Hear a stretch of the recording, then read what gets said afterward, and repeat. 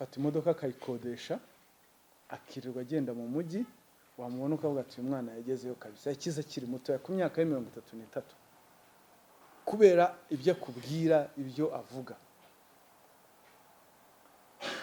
Kwizera abantu ko yabafasha guhinduza ibyangombwa, ushaka ibyangombwa runaka, mutation, akaba yabigukuriraho. Urumva nyine n'abantu b'amanyanga, guhinduza ibyangombwa mu buryo bwa shortcut, urumva ko n'ubundi baba ari amanyanga, wangiza ukiyandikishaho umutungo cyangwa se ukikuraho. Ibyo byose ni ibintu by'amafuta abeshya abantu. Iyo SMS yavugaga ni system ubutabera bukoreramo dosiye. Umugore acyumva ngo SMS yumva ni ibintu bikomeye, yumva ko nyine ngo hirwa ngo aze makuru, none aravuga ati SMS arayamuhaye amafaranga koko, ndetse akamubwira n'amakuru kuri wa umugabo we, kandi yumva asa nkaho ari amakuru ngo yihariye private. Ndetse niba hari nabo yabeshye batongeye kumubona, baze batange ikirego. Subira inyuma ngo umuntu ngo bongere muri negotiation ngo birangire muri bo ngo ntigende. Undi rero yavuga ngo SMS, undi akavuga ati uko abizi koko. Afite n'ukuntu agenda akifotoreza nk'ahantu ku byapa by'inzego z'umutekano ngo aha hantu urahazi, video call, ngo iki cyapa kindi inyuma murakibona, ubwo ari kugushyiramo ubwoba ngo ubumvuye mu kazi, agahita akubwira ati stoping. Mwiriwe neza, mwakoze kwitabira ubutumire bwacu. Uyu munsi duteraniye hano tugira ngo twongere tubaganirize tubaho ubutumwa mushyira abaturage, ubutumwa cyane babugamije kwirinda ibyaha.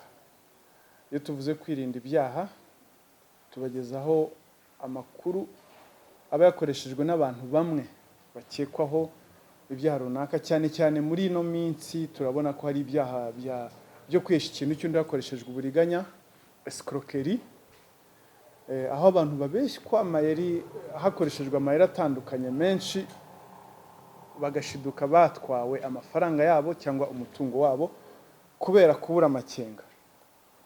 Uyu munsi rero uyu musore mumaze kubona hariya yitwa Musabyimana Theophile, ariko azwi ku izina rya Hirwa, ngo ni izina ry'akazi niko we avuga, n'utuzina yita, ariko imyirondoro ye yenyewe ni Musabyimana Theophile. Buri afite imyaka 33. Akurikiranwaho ibyaha bitatu, harimo icyo kwihesha ikintu cy'undi hakoreshejwe uburiganya, nicyo cyaha nyamukuru akurikiranweho, aho yabeshya abantu batandukanye akoresha amayeri atandukanye akabatwara amafaranga.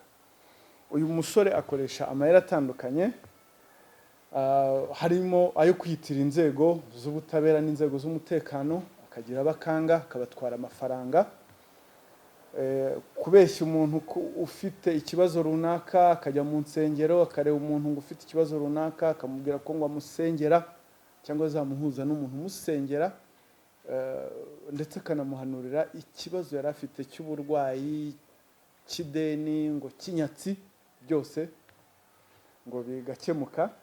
Kubeshya abantu ko bafatanya gushora imari mu bintu runaka, cyane cyane harabo yabeshye gushora imari ngo mu bucuruzi bw'amabuye y'agaciro, hanyuma abantu bakamuha akayabo bakamwizera koko akayabatwara. Gukoresha impapuro mpimbano ngo nk'inguzanyo, kugira ngo bagacura impapuro mpimbano, bagashaka inguzanyo muri banki, cyangwa se za mpapuro mpimbano bakazikoresha bagurisha ibibanza, umutungo w'abantu. Buriya hari n'ababeshya ko ari umukomisiyoneri, ko gurisha imodoka, gurisha ibibanza, yereka abantu ko amaze akodeshwa, ibintu byo muri uyu mujyi byose ngo ni umukomisiyoneri. Hariho abagwa muri uwo mutego akabatwara amafaranga. Kwizeza abantu ko yabafasha guhindura ibyangombwa, bagakoresha inyandiko mpimbano, bakagira uwo babeshya nko kugura umutungo. Abeshya n'abantu ko acuruza ibi bikoresho bya electronique. Iyo uvuze ibikoresho bya electronique, harimo laptop, harimo telefone ngo zihenze. Hari uwo yatwaye 400 amwizeza ko agiye kumushakira iPhone 11 Pro Max. Kwizeza abantu ko aziranye n'abacuruzi batandukanye, ko ubwo ngubwo yarebye undi mucuruzi ko yajya ku mucuruzi akajya amuranguza, ndavuga kumuranguza, akajya kumuranguza ibicuruzwa ku bintu ku giciro cyo hasi. Uburiganya rero Musabyimana afite buzwi amaze gufatirwamo ni bwinshi. We azwi nka Hirwa, buriya iriya zina Musabyimana Theophile abarizi ni bake, ariko abamuzi hanze ni Hirwa. Noneho rero hari n'ikindi, abeshya n'abakobwa urukundo akabakuraho amafaranga. ntegura inyandiko ibyo tuganira tureba amayeri, ntavuze ntubu umutwe muri bukore ubeshya abakobwa urukundo yafashwe. ubwo ni wo umutwe ngo mujye oya ntimwibanda aho ngaho gusa, usibye ko nacyo ari kimwe mu bintu abeshya. Turaza kubijya mu muzi murebe abo yatwaye amafaranga. Uyu Musabyimana Theophile rero yafashwe ubwo aheruka gufatwa 9 Ukuboza, nyuma yuko atekeye umutwe umugore w'umwe mu bantu bafashwe bitira ba noteri. Ntabwo ari abejo bundi, mbere yaho hari abafashwe bitira ba noteri bagurisha ubutaka bw'umuntu bwa Rusororo, baza gufatwa. Yegereye umugore w'umwe muri bari abantu bafashwe, amubwira ko aziranye n'umugabo we, amubwira ko ashaka kwitura umugabo we.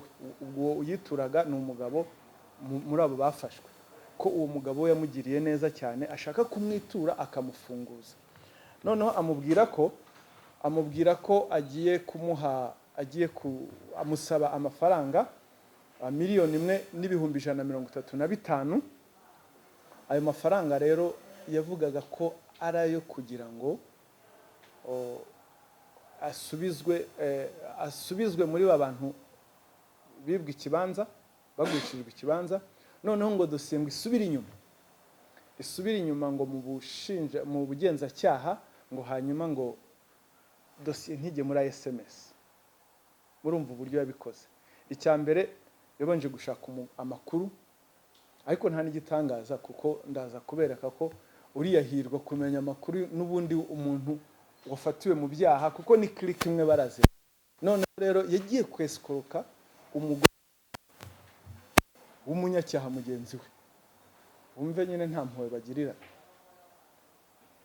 Hanyuma mubwira ko amuha 1,135,000 ngo bakabisubiza uwakorewe icyaha.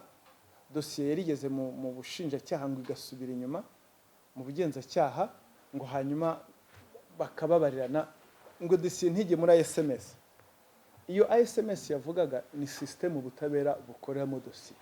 Umugore acyumva ngo SMS yumva ni ibintu bikomeye, yumva ko nyine ngo Hirwa ngo aze makuru. Noneho aravuga ati SMS arayamuhaye amafaranga koko, ndetse akamubwira n'amakuru kuri wa umugabo we, kandi yumva asa nkaho ari amakuru ngo yihariye, private information ku muntu. Undi rero nawe ngo ahita yizera koko ayo mafaranga arayamuha. Aho turi buze kwatanga ubutumwa, aho ukeka ko ushobora gutanga amafaranga ngo umuntu agafungurwa.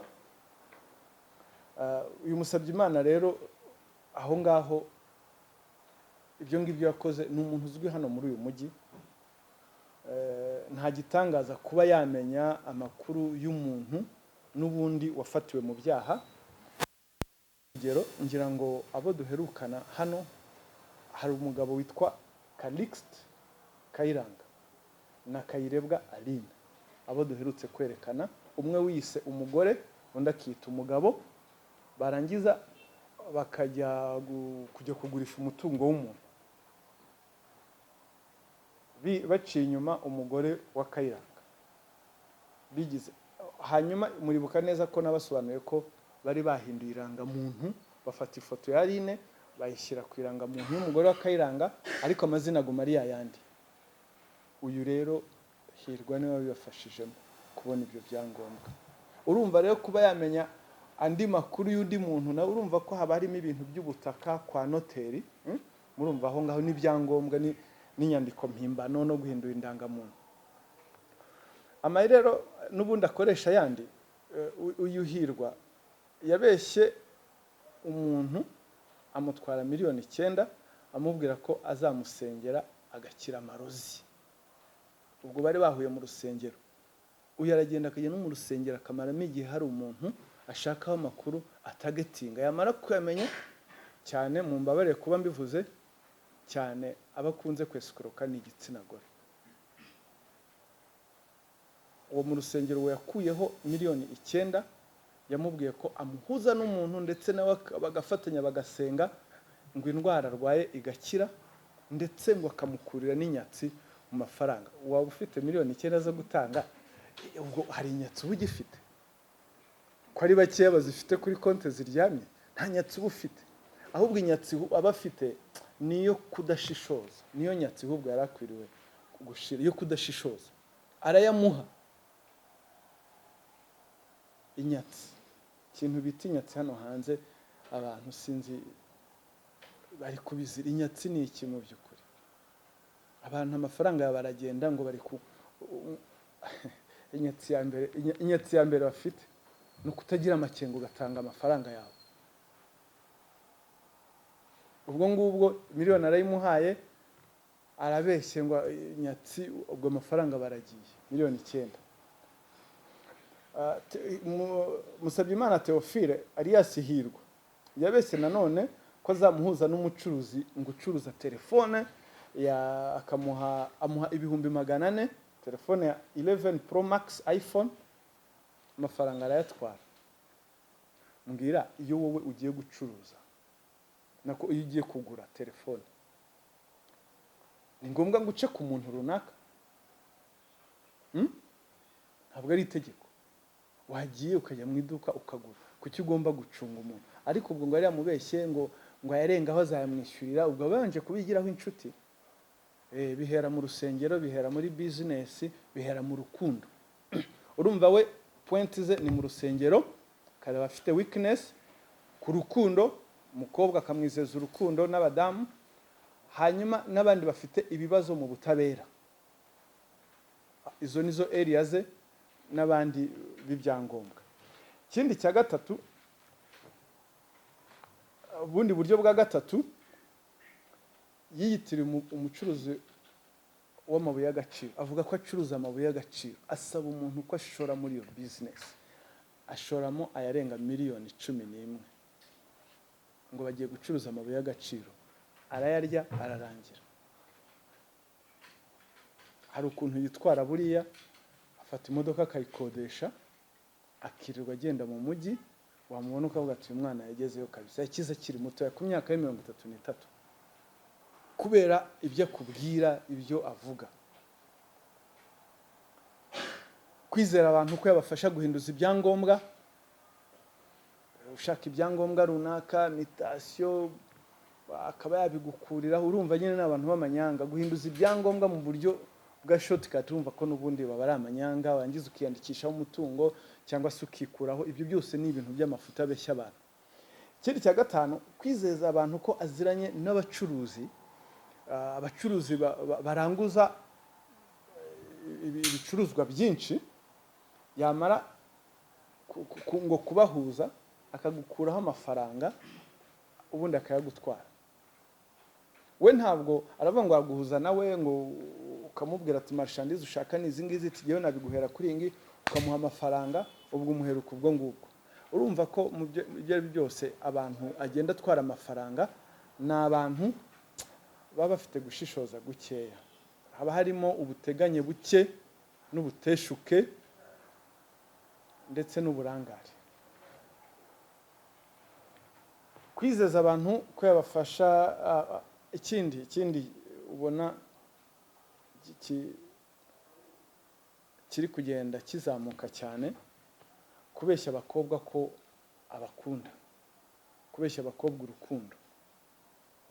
Uyu Hirwa ashobora guhera umukobwa mu rusengero cyangwa se n'ahandi ahari hose, cyangwa no ku kazi.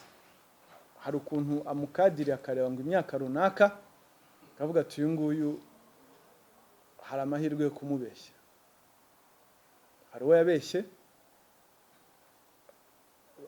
barakundana, akajya ajya n'iwabo bamuzi, akajya afata imodoka akagenda akamufata ku kazi, akamufata ku kazi akamugeza mu rugo, mu gitondo akamufata akamushyira ku kazi, undi akaba azi ko imodoka ariye kandi niba yakodesheje ya diru y'iminsi. Hanyuma umukobwa aramwizera, Hirwa atangira kumubwira ukuntu azamufasha kujya muri Canada, kwikubitira umukobwa mu 3,000 by'amadolari. Amaze kubona ko umukobwa byoroshye kuyatanga, akajya amwongera 500,000, 200,000, ngo by'ibyangombwa, imiti yanjye yagize gute, ibintu mu by'ukuri uri umuntu ushishoza utakwemera. Iwabo bamuzi, nyina w'umwana amuzi, abona ari umwana w'umusore rwose ufite ngo vision. Impamvu rero tuba twabahamagaye nk'ubu ngubu, hariho abamuzi nka Hirwa, ariko mu by'ukuri amazina ye mwayabonye ni Musabyimana Theophile. hariho nawe ubwe ibyo yatwibwiriye ati ntabwo yibuka abo yabeshye.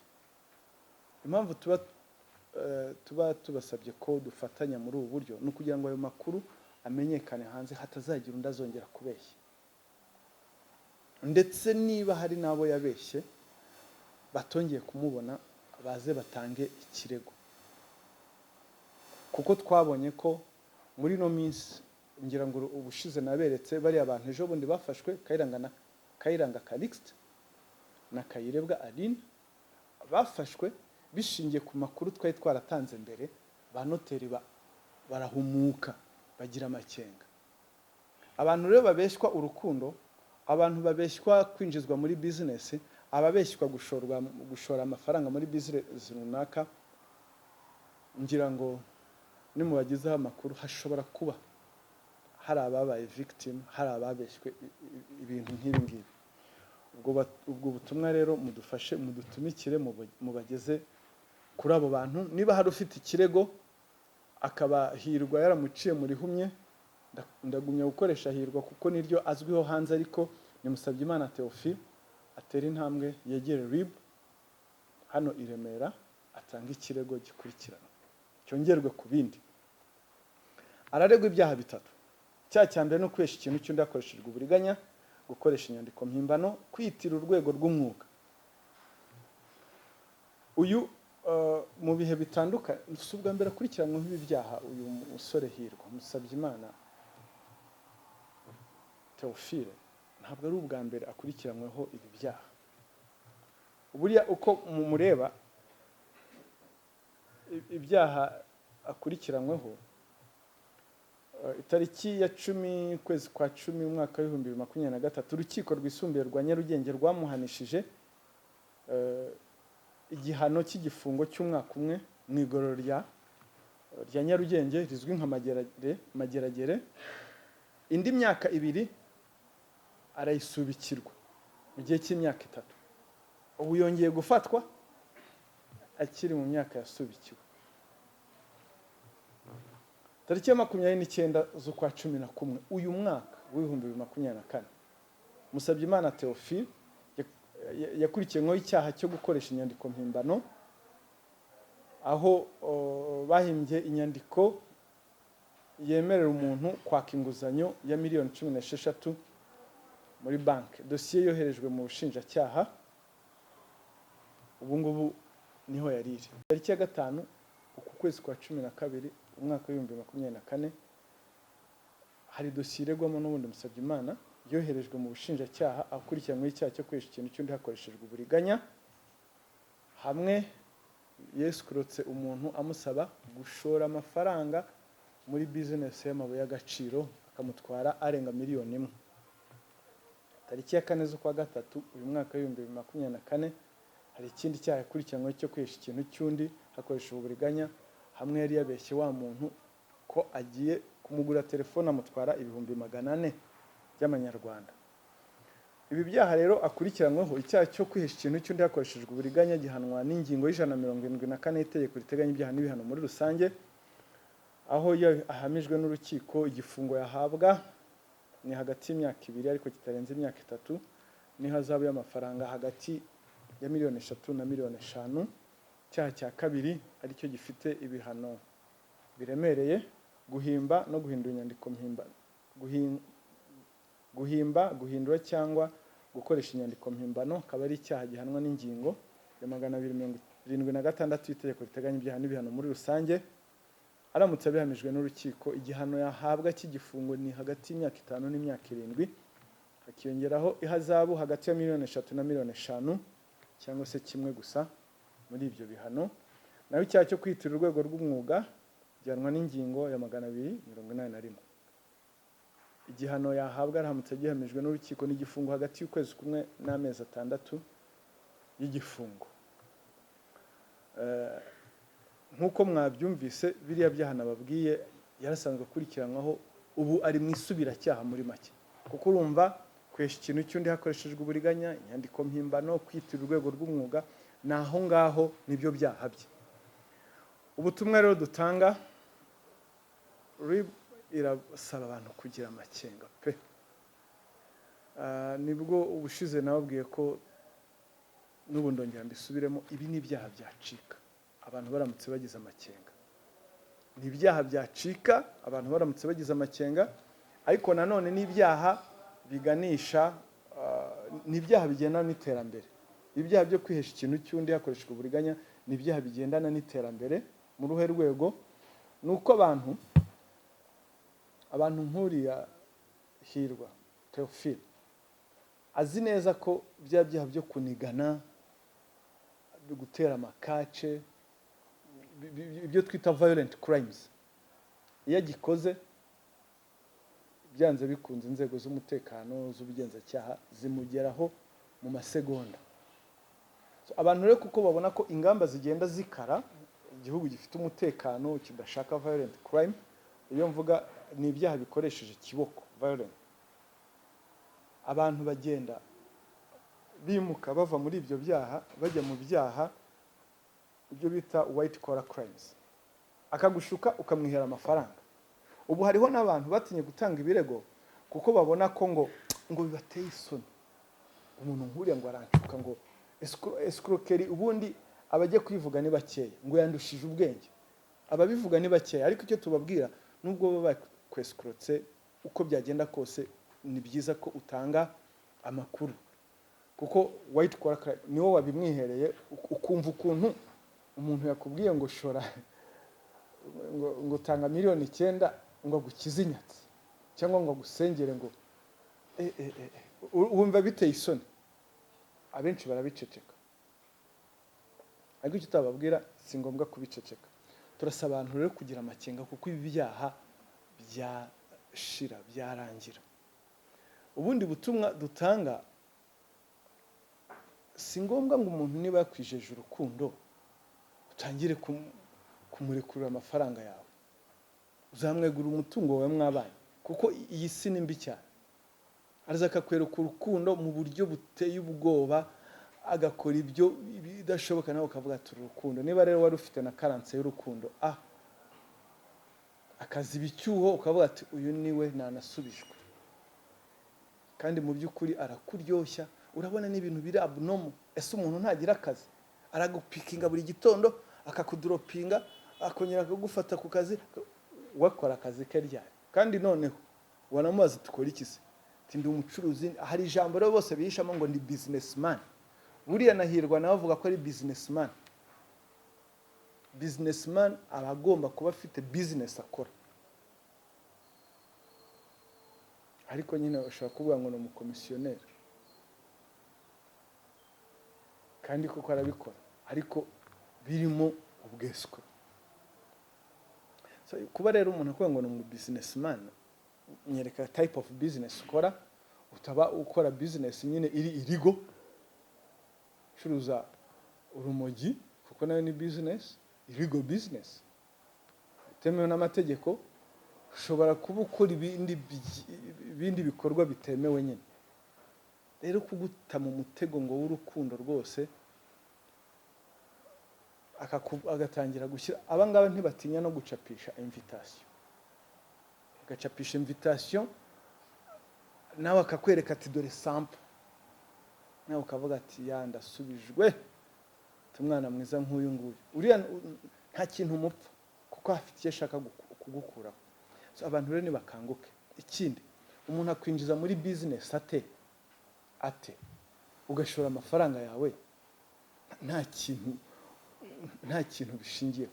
Business ntuzabacururiza ngo agiye kujya ngo hakurya ngo agiye kuzana ngo muzanire y'imari ngo kuko mu minsi bari bamaze iminsi hari ibyo bakorana. Ntabwo uyu nguyu kwiba, ntabwo akwiba umunsi wa mbere, arabanza akakuryoshya, ndetse ashobora no kuvuga ati shora, akakwereka ko akungukiye, akongera ugashora, akakwereka ko akungukiye, ukaryoherwa, noneho ukazana menshi, akayatwara, akakubabaza, akagukubita ahababaza.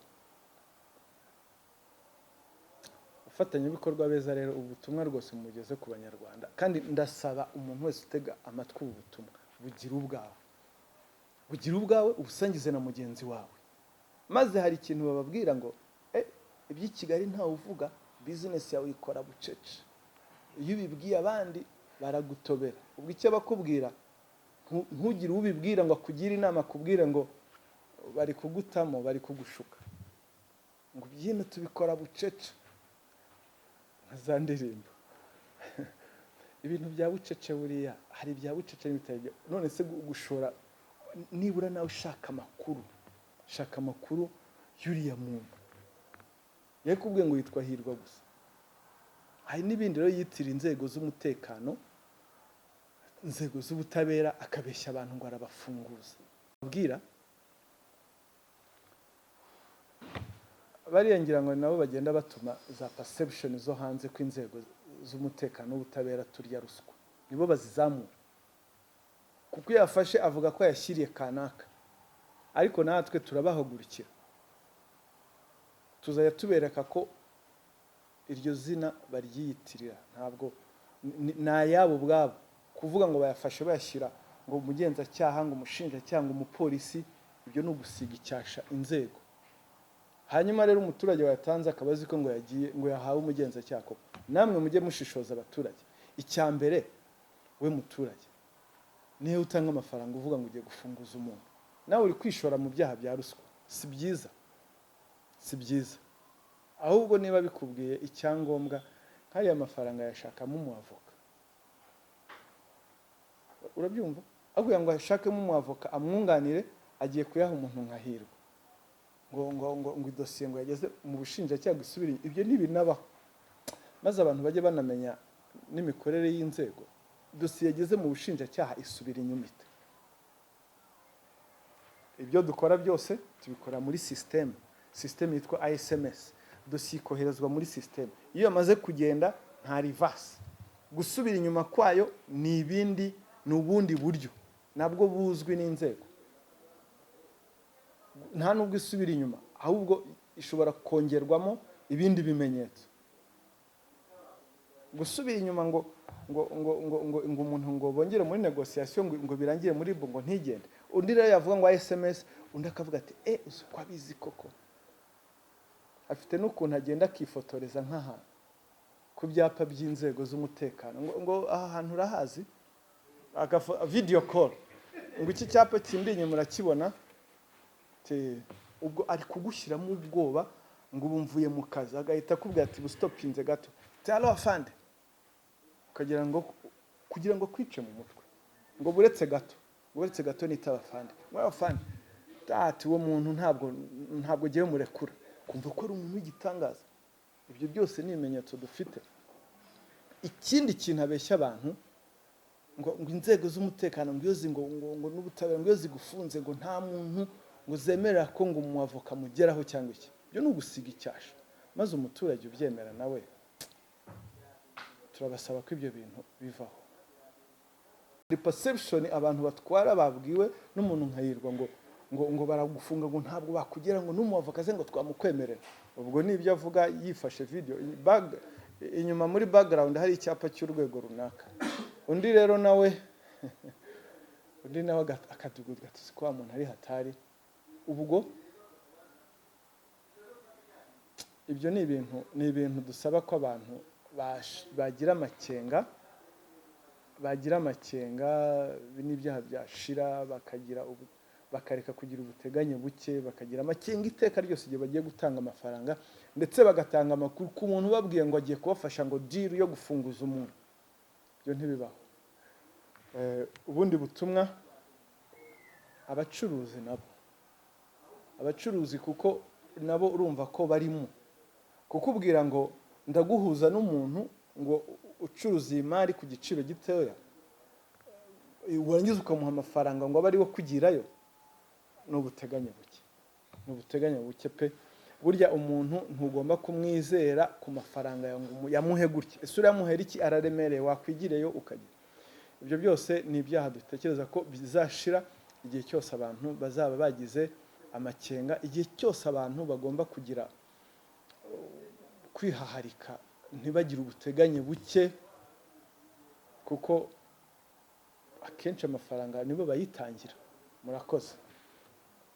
Sinzi niba hari ibibazo mufite. Yego. Murakoze. Nitwa Maniragwa Maurice Mushakamba, umunyamakuru muri Rwanda. Mwavuze ku bushukanyi by'umwihariko bushingiye ku rukundo. Twagiye twumva kenshi abasore ndetse n'abakobwa bavuga ko barihiye inshuti zabo amashuri bakarihana kaminuza, ariko bamara kurangiza kaminuza bari kujya muri gahunda z'ubukwe, undi akishakira undi mukunzi. Usibye naho ngabo hari abandi baba nko muri diaspora by'umwihariko akohereza amafaranga mu buryo bafite inzu kugira bazashakane bafite inzu, undi akayanzu akayiyubaka ariko akayishyiraho, ndetse nyuma akaza kumwihinduka. Abo ngabo nabo turaza kubasanga mu rwego rw'ubushukanyi bw'uyu nguyu mumaze guteka. Icyo ni icya mbere. Ikibazo cya kabiri ndi bubabaze, ese uyu mutweretse nta bafatanyabikorwa yari afite bafatanya muri kano kazi ke k'ubushukanyi muri bino byaha?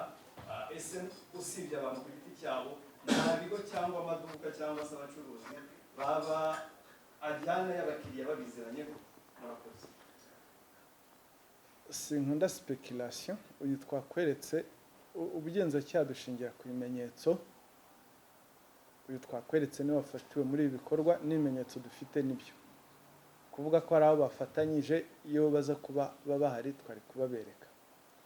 Ikindi nari navuze, buriya hirwa n'abadiaspora arababeshya. Arababeshya muri za kese nyine z'urukundo. Hari n'abandi nkabo, gusa wahereye ku muntu wishyurira umukobwa cyangwa se n'umuhungu ishuri, kuko byose birashoboka ngo bazashakane, byose ni ukubeshya urukundo. Sinzi niba mwishyurira avuga ngo bazabana, icyo ni kimwe. Ariko niba mwishyurira ku bw'inshuti bw'ubucuti, ibyo ni kimwe. Sinzi niba bamuguza. Niba muguza ni ikindi. Niba mwishyurira bw'ubugizi bwa neza ni ikindi. Niba mwishyurira nk'umuntu bazabana, nabyo ni ikindi. So nibyo navuze nti abantu bagira amakenga bareke ubu bwambuzi bushukana. Niba wowe wayamwishyuriye ari ubugizi bwa neza ko wamukunze, ariko nta kintu uravuga, ubwo uragira ngo atekereze iki? Ubwo nyine nawe nakura azashaka undi. Kandi burya ntuhatira n'umuntu urukundo, kereka niba waramugujije. Ariko noneho wa wundi uvuga ngo nta mafaranga, wishyura amafaranga twubaka inzu, akajya yohereza inzu mukayubaka, ayifiteho uruhare, ukamubwira ati niyo tuzabanamo, icyo nacyo ni ikindi. Ariko niba hano rero aho ikibazo kiba, uburyo banayabaha, abantu baba barateguye kare neza, barateguye tere y'ukuntu bakwepa ubugenzacyaha cyangwa se ubutabera. Nta kimenyetso asiga, amafaranga arayamuha mu ntoki, akayamuhera kanaka akamuhereza mu ntoki, ku buryo ujya kubona ikintu kimuhuza na kanaka ukakibura. Ariko rero hariho nabo ibimenyetso bihari. Icyo tuvuga, abantu bagira amakenga, kuko wavuze ibyo ngibyo byo kubeshya urukundo. Hari n'ubundi buryo wenda nza kuvugaho mu bunyibutse nimbwibagirwa, uburyo bujyanye na bourse. Aba rero ababeshywa ni benshi, bari muri kategori zose. Hari abari hano mu Rwanda, hari aba diaspora. bose barabeshywa kandi babeshywa ku mpande zombi, ari umugore ubeshya umugabo ari n'umugabo ubeshya umugore, murabizi cyane. Hariho n'ababikora bishakira impapuro, bagerayo bagashwana, ibyo ntabwo bitureba, ibyo ni ibyabo. Iyo babikoze mu buryo bwemewe n'amategeko, bagerayo umwe yashakaga impapuro bagatandukana, izo na aferi zabo. Icyo tuvuga ni umuntu ubwira umuntu uti jyewe nzakurongora, ndi umugore n'umugabo, ndetse bagatera intambwe bakajya gufata irembo kugira ngo ugire icyizere, bamara gusaba irembo bakarifata, noneho umukobwa cyangwa umuhungu akagira icyizere, agatangira kujya yinvestisa muri wa muhungu, muri ya nzu bazabanamo. Hano rero abantu barajijwa cyane. Mbere y'uko utanga amafaranga, banza ukore transfer, ugaragaze ko iyo nzu muyifatanyije 50-50. Naho kohereza amafaranga gusa ku nzu yanditse ku muntu, ushobora no kuzajya n'igihe cy'ubukwe imaze kuzuza, ushobora no kugera igihe cy'ubukwe cyagera yarayigurishije, kuko nta kintu na kimwe cyamuzitira kuba yayigurisha, kuko niye 100%. Rero niyo mpamvu tubabwira ati mbere yo kohereza amafaranga, banza akugaragarize ko ayifiteho uruhare, akohereze na UPI, umenye ko nawe uyifiteho uruhare. Muri make wemvestise mu kintu uzi. Ni kimwe na yadena nawe ubwa bucuruzi bw'amabuye y'agaciro. Ni gute wohereza miliyoni zawe zirenga 11 ngo uzijyanye, uzohereje muri business y'ibyangombwa utazi, ni nko kuyatera inyuma. Ese wamubwiye akabanza agahinduza muri RDB, niburo icyo cyangombwa cya business nawe kikakujya ku mazina? Abantu bakwiriye gufunguka. Nuko ariko akenshi bababwira ngo ni amadiru. Ni amadiru, urabona si byiza kwiteza ubuyobozi. Nyine bivuga ngo si byiza kwiteza ubuyobozi ukaga guca mu nzira nzima, nawe niho agufatira avuga ati n'ubundi nawe yarabizi ko nyine turi mu bintu bitari biri irigo. Amabuye y'agaciro inzego, uburyo amabuye y'agaciro acuruzwamo burazwi. Rero aho ngaho ikindi navuze cya bourse, mumfashe mugeze ubutumwa kuri aba bantu. Hari abana b'abahungu n'abakobwa, kandi company zimwe zamamazwa namwe mukoresha za YouTube, murazizi, bakabeshya abantu ko hari n'akajambo mwongeraho ngo birizewe. Kara kantu n'ukuri abo bantu babyamaza n'abafatanyacyaha, bakizeza umuntu ko ngo batanga bourse, bakamufasha ibyangombwa, ngo bakamukorana interview. Abantu bagatanga amafaranga menshi ngo agiye kwiga hanze. Ibintu byo hanze byatwaye abantu umutima, kubera ukuntu za YouTube channels zimwe ziri kubyamamaza. Abantu miliyoni 1, 2, 3, 5 barazishoramo ngo bajye kwiga hanze, ngo bajye hanze. Hanze n'iki gihari? Ufite miliyoni 9 wahereho business, kuki ujya kwitera inyoni? Hanyuma abantu nibashira amakenga, nibakanguke. Hari uburyo bourse ziboneka, hari uburyo umuntu ushakamo visa buzwi, uciye mu nze. Ntabwo umuntu ku giti, ariko tekerezaho umuntu bamubeshya, bakamubeshya akamugeza naho bamubwira ngo bazamukora na interview. Vraiment ukabyemera? Kandi ntugire ngo ni interview, ngo nzakora interview ijye muri Amerika, nzakora interview ijye Canada. Kandi abo babeshywa nduguyango, ntugire ngo ni abaturage, ni abasirimu. Hari bamwe muzi, hari ibyo mwiyumviye. Mubizi? Hari ibyo mwiyumviye. So ngira ngo rero ibyo murabyumva, ubwo butumwa mubugeze abantu nibahaguruke, ndetse twiyame n'abo bantu bafatanya kwamamaza ibikorwa nk'ibyo ngibyo. Sinzi undi wari wamanitse. Nkomere kuri icyo ngicyo waruvuze cy'abantu ba bourse. Dufite abantu benshi amashuri bavuga yuko wamugana abantu baza kwa applyinga, umuturage azabwirwa n'iki? Kubera ko ngiye uyu munsi ushobora kujya wenda nk'Iremera, hari abavuga yuko batanga za visa bafasha abantu kwa applyinga muri ubwo buryo. nk'Iremera hari ahantu uzi hari ambasade b'Iremera Hari abaturage nyine babizi gutyo, ubwo icyo muri buze niyo kubasaba mpamvu twahamagaye mudufashe mubagezeho ubwo butumwa. Hari inzira ibintu bicamo, ntabwo ari deal, ntabwo ari shortcut, ntabwo utanga amafaranga, ntabwo ari visa zigurishwa. Hari uburyo zigurishwa na step utanga amafaranga yayo. Ntabwo ari ukuvuga ngo utanga amafaranga ngo procedure itangire. Ibyo rero ni abantu nibakanguke. Ni nk'ibyo nyine by'amashuri ngo bourse, ngo kuko ngo biri kuri website ngo bourse ngo irahari, nawe wabyuka ugashyiraho website, ugashyiraho bourse, ugashyiraho amafoto y'ishuri ngo rya mbere ku isi ryigisha ibiki byo gufungura YouTube bakajyaho, sibyo? Sinzi niba ngo umwaka wa 2024 tugiye kwinjira mu minsi mikuru. Ejo bundi nka RIB muratanga ubuhe butumwa ku baturage muri rusange? Arabumva yuko ubwo tugiye mu minsi mikuru inzego wenda zisinziriye bari buze gukora ibya nkamwe, muratanga ubuhe butumwa ku baturage mu minsi mikuru? Inzego zigeze zisinzira usibye n'ubw'igihe cy'iminsi mikuru. Icyo tuvuga nuko abantu bagomba kwishima, ntabwo abantu bagomba kwifungirana. Nyine ntibishime ko bashoje umwaka neza, batangiye undi neza, ariko kandi barishima bate? Wishima udakora icyaha, sibyo? Wishima udakora icyaha, wirinde ibintu byose bishobora kukuganisha kurangiza umwaka uri mu gihome, cyangwa se kuwutangira nabwo ukurikiranwaho ibyaha, witaba inzego. Uzi ko ubutangiye nabi. Ubutumwa dutanga ni bishime ariko bubahiriza amategeko. Inzego gusinzira byo ntibishoboka, ntizisinzira. Sibyo n'ubu ngubu n'ubundi ntizisinzira. Icya kabiri, ejo bundi twatanze ubutumwa.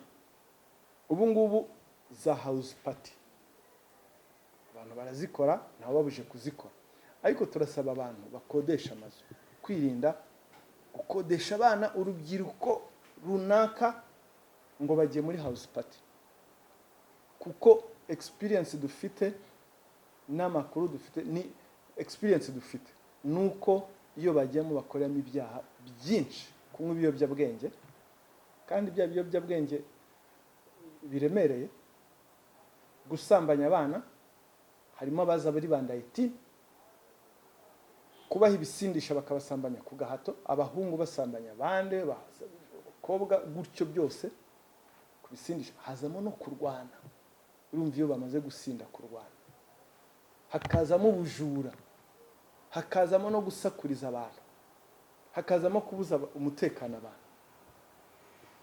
Urumva harimo ibyaha byinshi tudashobora gutoleretinga, tudashobora no kwihanganira. Ni ukuvuga ngo rero abantu bakodesha amazu babyihaharikeho. Urumva aho urubyiruko ruteraniye rw'imyaka runaka, nta muntu mukuru hari ntaki, urumva ibivamo. Experience dufite nuko ari uko birangira bigenze. Turabasaba rero ko babyihaharikaho, bafatanye natwe. Ntabwo ari ngombwa ngo ikindi ababyeyi muri iki gihe cy'iminsi mikuru bamenye aho abana babo bari gukorera iyo minsi, bari kuri iyo minsi mikuru pe, kuko hari ababyeyi batungurwa umwana we yafashwe, yamubwiye ngo yaregiye gusoreza umunsi mukuru ahantu runaka, akumva akamubwira ngo ari Kibagabaga ku mucuti we, ukumva ngo afatiwe Ruyenzi, mukabara ahantu bari kunywa ibiyobyabwenge. Aho ni naho bamwe bafatirwa amafoto y'ubwambure, nyuma y'iminsi mikuru agatangazwa, agasakazwa hanze. Ibyo byose rero ni mu rwego rwo kugira ngo twishime mu buryo twirinda icyaha. Abantu turabifuriza iminsi mikuru myiza izira icyaha. Madamu niwe wabanje. Yes.